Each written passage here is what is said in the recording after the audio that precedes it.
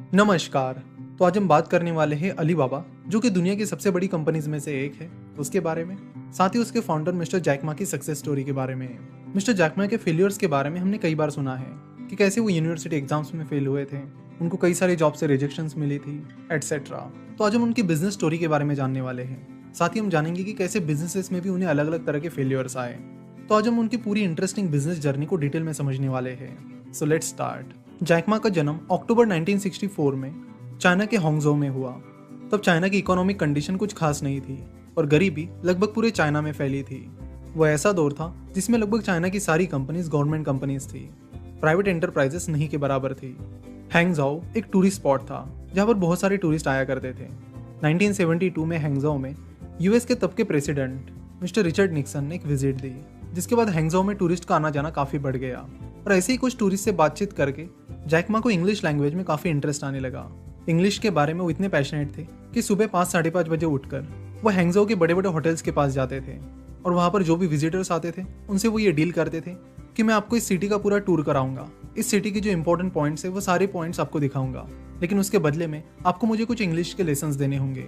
तो इस तरह के जुगाड़ करके उन्होंने इंग्लिश सीखी।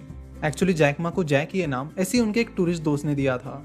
जैक मा का नाम पहले मायून था।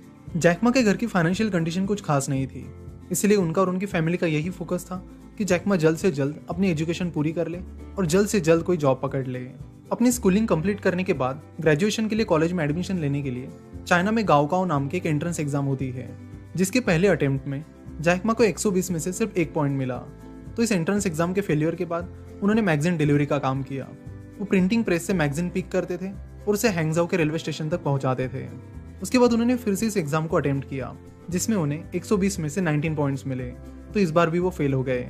जिसके बाद उन्होंने अलग अलग होटल्स में वेटर की जॉब के लिए अप्लाई करना शुरू किया और वहां पर भी उन्हें रिजेक्शन का सामना करना पड़ा। उसके बाद उन्होंने फिर से गाओकाओ का 3rd अटेम्प्ट दिया, जिसमें वो पास हो गए। जिसके बाद उन्होंने हैंगझोउ टीचर्स इंस्टीट्यूट इस कॉलेज में एडमिशन ली। 1988 में उन्होंने अपना ग्रेजुएशन कंप्लीट किया और अगेन जॉब्स के लिए अप्लाई करने लगे। कई सारे रिजेक्शंस के बाद फाइनली उन्हें इंग्लिश टीचर की जॉब मिल गई। टीचिंग उन्हें काफ़ी पसंद थी, इसलिए उन्होंने काफ़ी इंटरेस्ट से कुछ सालों तक टीचिंग का काम किया। 1970-1980 तक चाइना की कंडीशन काफ़ी ख़राब थी। उसके बाद चाइनीज़ गवर्नमेंट ने डिसाइड किया कि अगर चाइना को आगे बढ़ना है तो चाइना को बाहर से कैपिटल लाना होगा, साथ ही प्राइवेट बिजनेसेस को चाइना में अपॉर्चुनिटीज़ देनी होगी। तो 1980s से इस चीज़ पर काम करना शुरू हुआ और 1990s में इसका इम्पैक्ट दिखने लगा। 1990s तक चाइना में बहुत सारे प्राइवेट बिजनेसेस होने लगे। इन्हीं रिफॉर्म्स के चलते हैंगझोउ में भी बहुत सारे छोटे मोटे बिजनेसेस शुरू हुए और इन्हीं बिजनेसेस में जैक मा को एक अपॉर्चुनिटी दिखी, जो कि आगे चलकर उनका पहला बिजनेस बनी। जैक मा ने देखा कि हैंगझोउ में बहुत सारे बिजनेसेस थे जिनके प्रोडक्ट्स अच्छे खासे थे, जिनकी दूसरी कंट्रीज में भी अच्छी खासी डिमांड थी, लेकिन क्योंकि वो बिजनेसेस कनेक्टेड नहीं थे, इसलिए अपने प्रोडक्ट्स दूसरी कंट्रीज में नहीं बेच पा रहे थे। और ऐसे में उन बिजनेसेस का सबसे बड़ा प्रॉब्लम था लैंग्वेज बैरियर। ऐसे में मिस्टर जैक मा ने अपनी पहली कंपनी शुरू की, जिसका नाम उन्होंने रखा होप। होप चाइनीज लैंग्वेज मांदरिन को इंग्लिश में ट्रांसलेट करती थी।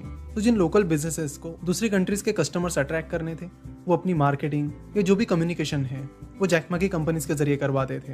अपने इस बिजनेस के लिए जैक मा को बहुत से छोटे मोटे बिजनेसेस से इंटरेक्ट करना पड़ता था, जिससे उन्हें छोटे मोटे बिजनेसेस के बारे में कई सारी नॉलेज पता चली कि जो छोटे मोटे बिजनेसमैन होते हैं उनकी क्या नीड्स होती हैं, क्या क्या प्रॉब्लम्स होते हैं, एटसेट्रा। और ये सारी चीज़ें उन्हें आगे चलकर अलीबाबा के बिजनेस में काम आई।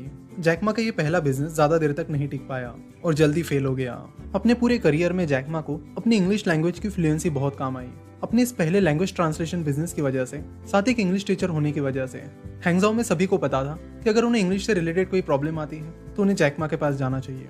ऐसे ही हैंगझोउ की जो लोकल गवर्नमेंट थी, उसका एक अमेरिकन कंपनी के साथ पेमेंट इशू चल रहा था, जिसके लिए उन्हें एक ऐसा पर्सन चाहिए था जिसे इंग्लिश आती हो और जो यूएस जाकर उस कंपनी से डील कर सके। ऐसे में जैक मा का ही नाम उनके सामने आया। जैक मा ने तुरंत लोकल गवर्नमेंट के इस ऑफर को एक्सेप्ट किया और उस प्रोजेक्ट पर काम करने के लिए वो यूएस चले गए। और यहीं पर कुछ ऐसी चीजें पता चली जिसके चलते उनकी पूरी लाइफ बदल गई। यूएस जाकर उन्हें इंटरनेट के बारे में पता चला। इंटरनेट के बारे में अच्छी खासी जानकारी लेने के बाद उन्हें पता चला कि इंटरनेट एक रिवोल्यूशनरी चीज साबित हो सकती है, जो पूरी दुनिया को और बिजनेस वर्ल्ड को बदल सकती है। जैक मा के पहचान के एक पर्सन थे जिनके रिलेटिव्स यूएस में रहते थे और उनका नाम था mister Stuart trustee. Stuart trustee US की एक कंपनी में इंटरनेट कंसल्टेंट थे। तो जब जैक मा यूएस के ट्रिप पर थे तो वो स्टुअर्ट ट्रस्टी के साथ ही रहे और उनके साथ रहते वक्त उन्हें इंटरनेट के बारे में बहुत कुछ सीखने मिला, क्योंकि स्टुअर्ट खुद एक इंटरनेट कंसल्टेंट थे। तो इंटरनेट और वेबसाइट, इन सारी चीज़ों के बारे में जैक मा को स्टुअर्ट से डिटेल में पता चला। जब उन्होंने अलग अलग चाइनीज बिजनेस के बारे में इंटरनेट पर सर्च किया तो उन्हें पता चला कि बहुत ही कम चाइनीज बिजनेसेस इंटरनेट सर्च पर अवेलेबल है। और फिर यहीं से उन्हें अपने दूसरे बिजनेस की आइडिया आई, जिसका नाम उन्होंने रखा था चाइना पेजेस। चाइना पेजेस के जरिए चाइना के जो अलग अलग बिजनेसेस हैं वो इंटरनेट पर लिस्ट हो सकते थे, जिसके बाद उनके कस्टमर्स को इंटरनेट पर ही उनके बारे में पता चलेगा और डायरेक्टली चाइना पेजेस के जरिए वो उन बिजनेसेस से कनेक्ट हो पाएंगे। तो चाइना पेजेस एक बिजनेस डायरेक्टरी थी। तो chinapages.com शुरू करने के बाद जैक मा और उनकी टीम अगेन अलग अलग बिजनेस के पास जाने लगी और उन्हें चाइना पेजेस पर लिस्ट होने के लिए अप्रोच करने लगी। बट प्रॉब्लम ये था कि उस टाइम यूएस में तो इंटरनेट का पेनिट्रेशन काफी ज्यादा हो चुका था, लेकिन चाइना में तब इंटरनेट काफी महंगा हुआ करता था, जिसकी वजह से बहुत ही कम लोग इंटरनेट यूज करते थे। तो इन प्रॉब्लम्स की वजह से अपने बिजनेसेस चाइना पेजेस पर लिस्ट करने के बावजूद भी उन्हें ज्यादा कस्टमर्स नहीं मिल रहे थे और फिर जैक मा का ये दूसरा बिजनेस भी फेल हो गया। इन दो बिजनेस फेलियर्स के बाद जैक मा ने जॉब करने के बारे में सोचा। फिर उन्होंने ministry of foreign trade and economic cooperation में जॉब करने के लिए अप्लाई किया और वहां पर वो सिलेक्ट भी हो गए। वहां पर वो अलग अलग छोटे मोटे बिजनेसेस को हेल्प करने लगे। जल्दी ministry of foreign trade and economic cooperation ने एक वेबसाइट लॉन्च की जिसका नाम था chinamarket.com, जिसके जरिए अलग अलग छोटे मोटे बिजनेसेस अपने प्रोडक्ट्स उस वेबसाइट पर लिस्ट कर सकते थे, जहां पर कस्टमर्स डायरेक्टली उन्हें अप्रोच करेंगे। यहाँ पर चाइना मार्केट का बिजनेस मॉडल तो बहुत अच्छा था, लेकिन प्रॉब्लम ये था कि चाइना मार्केट एक गवर्नमेंट कंपनी थी, जिसकी वजह से जो कंप्लायंसेस थे वो भी काफी ज्यादा थे। साथ ही गवर्नमेंट कंपनी होने की वजह से डिसीजन मेकिंग में कई सारे डिले होते थे, जिसका सीधा इम्पैक्ट चाइना मार्केट के बिजनेस पर होता था। और इन सारी प्रॉब्लम्स को देखकर जैक मा को लगा कि गवर्नमेंट कंपनी कभी भी बड़ी ई कॉमर्स कंपनी नहीं चला सकती है, इसके लिए एक प्राइवेट कंपनी की ही जरूरत है। और फिर उन्होंने अलीबाबा शुरू की। उन्होंने साल 1999 में अलीबाबा शुरू की और तब तक इंटरनेट पेनिट्रेशन अच्छा खासा फैल चुका था। चाइना में सब जगह इंटरनेट बहुत इजीली और सस्ते में अवेलेबल था।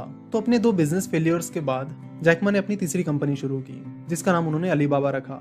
जब वो सैन फ्रांसिस्को के कॉफी शॉप में बैठे थे तब उन्हें अलीबाबा की आइडिया आई। उनके दिमाग में आया कि जैसे अलीबाबा ने एक सीक्रेट पासवर्ड की मदद से खजाना ढूंढ लिया था, उसी तरह अलीबाबा ये कंपनी छोटे और मीडियम साइज बिजनेसेस के लिए पूरी दुनिया में बिजनेस करने का रास्ता खोल देगी। साथ ही उन्हें यह भी पता था कि अलीबाबा ये नाम एशिया में लगभग सभी को पता है, तो लोगों को इस नाम को याद रखने में भी आसानी होगी। तो अलीबाबा चाइना का एक B2B ई कॉमर्स प्लेटफॉर्म बनकर उभर आया, जिससे आगे चलकर बहुत सारे छोटे मोटे बिजनेसेस को अपने प्रोडक्ट सेल करने में हेल्प हुई। शुरुआत में अलीबाबा के लिए जो कैपिटल चाहिए था, उसके लिए उन्होंने अपने अपार्टमेंट के जो 17 फ्रेंड्स हैं उन्हें अप्रोच किया। उन्होंने अलीबाबा के प्लान्स और अलीबाबा के पूरे विजन के बारे में उन्हें समझाया और उन 17 लोगों ने तुरंत अलीबाबा में इन्वेस्ट किया। अगेन शुरुआत में बिजनेसेस को अट्रैक्ट करने में उन्हें डिफिकल्टी हुई। उन्होंने अपनी पूरी टीम के साथ कई सारे बिजनेसेस को अप्रोच किया और धीरे धीरे बिजनेसेस उनके साइट पर लिस्ट होने लगे।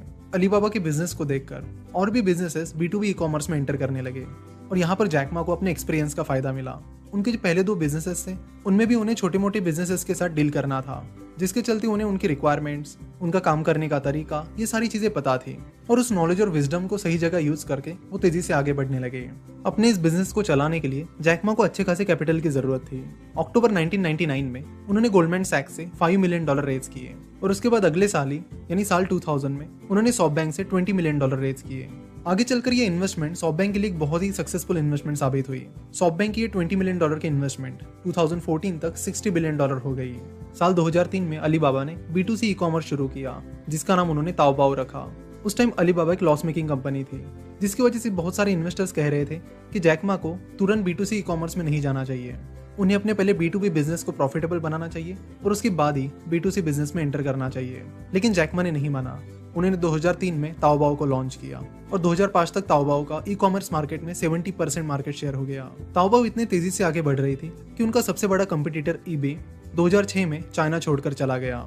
एक्चुअली जब ताओबाओ बहुत तेजी से आगे बढ़ रहा था तब ईबे ने उसे अक्वायर करने की कोशिश की, लेकिन जैक मा ने उस ऑफर को रिजेक्ट कर दिया था। अलीबाबा हर साल 11 नवंबर को सिंगल्स डे मनाता है, जिसके लिए वो अच्छे खासे ऑफर्स प्रोवाइड करते हैं। 2019 के सिंगल्स डे की बात करें तो 11 नवंबर 2019 इस एक दिन में ही उन्होंने $38 बिलियन का सेल किया था, जो कि अपने आप में एक बहुत बड़ा रिकॉर्ड है। बाद में धीरे धीरे जैक मा ने अलीबाबा ग्रुप के अंडर बहुत सारी अलग अलग कंपनी शुरू की और उन्हें सक्सेसफुल भी बनाया। अलीबाबा.com, Taobao, Tmall, eTao, Alibaba cloud computing, AliExpress, Alipay etcetera, ये सारी अलीबाबा ग्रुप की सब्सिडियरी कंपनीज है। साल 2014 में अलीबाबा ने अपना IPO लाया। उस IPO की साइज $25 बिलियन थी, जो कि तब तक का दुनिया का सबसे बड़ा IPO था। अभी पिछले साल ही अपने 55th बर्थडे पर यानी 15 अक्टूबर 2019 को उन्होंने चेयरमैन पद से रिजाइन कर दिया और अब वो फुल टाइम फिलैंथ्रोपी पर फोकस करने की कोशिश कर रहे हैं। अभी फरवरी 2020 में जैक मा की नेटवर्थ $43 बिलियन है, यानी करीब 3 लाख करोड़ है। फिलहाल वो चाइना के सेकंड रिचेस्ट पर्सन है और एशिया के थर्ड।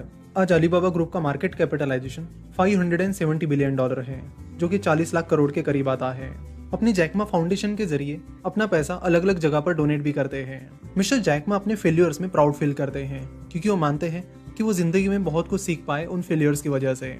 उनके कई सारे फेलियर्स भी ऐसे थे कि जिसमें बस वही रिजेक्ट हुए थे। जब वो KFC में जॉब के लिए गए थे तो वहां पर 24 कैंडिडेट्स थे, जिनमें से 23 कैंडिडेट्स को सिलेक्ट किया गया था और बस एक ही कैंडिडेट को रिजेक्ट किया गया था, जो कि जैकमा थे। जब वो एक होटल में वेटर की जॉब के लिए गए थे अपनी कजिन के साथ, तो उनके कजिन सिलेक्ट हो गए, लेकिन उनको रिजेक्ट किया गया। जब वो पुलिस की जॉब के लिए गए थे तो वहाँ पर 5 लोग थे, उनमें से 4 लोगों को सिलेक्ट किया गया और बस एक ही पर्सन को रिजेक्ट किया गया था, जो कि जैकमा थे। तो ऐसे स्ट्रॉन्ग फेलियर्स के बावजूद भी वो फिर से खड़े हुए। अपने उन 2 बिजनेस फेलियर्स के बाद भी उन्होंने हार नहीं मानी। उन्होंने फिर से और एक बिजनेस शुरू किया, जो कि आज दुनिया के सबसे बड़े बिजनेसेस में आता है। मिस्टर जैकमा पढ़ाई में अच्छे नहीं थे, साथ ही वो टेक्नोलॉजी में भी अच्छे नहीं थे। उसके बावजूद भी उन्होंने दुनिया की एक बहुत ही सक्सेसफुल टेक्नोलॉजी कंपनी खड़ी की। तो ये चीज़ हमें सिखाती है कि जो भी एक्सक्यूजेस हम खुद को देते रहते हैं वो बहाने होते हैं और कुछ नहीं है। फिलहाल फिनोवेशंस में स्कॉलर फीस चल रहा है, जिसमें हमारे सारे कोर्सेज पर फ्लैट 33% ऑफ दिया जा रहा है, बिना कोई टर्म या कंडीशन के। साथ ही इन ऑफर्स में कोर्सेज की जो वैलिडिटी है वो 1 साल से बढ़ाकर लाइफ टाइम की जाएगी। तो इस तरह की बहुत बड़ी ऑफर आपको शायद ही फिर कभी मिलेगी। तो इस ऑफर का जरूर फायदा लें। लिंक नीचे डिस्क्रिप्शन और कमेंट बॉक्स में दी गई है। वीडियो देखने के लिए और हमसे जुड़े रहने के लिए आपका बहुत बहुत धन्यवाद।